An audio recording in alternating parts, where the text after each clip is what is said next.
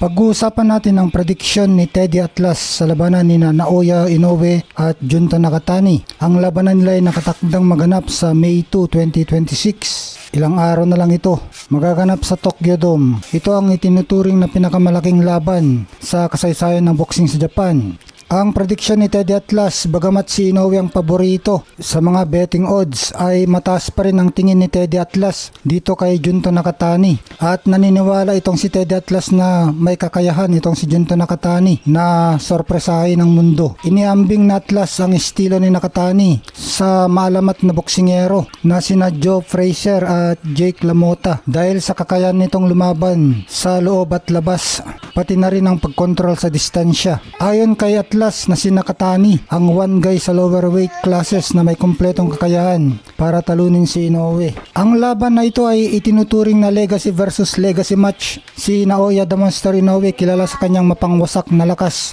destructive power, bilis at husay sa body punching.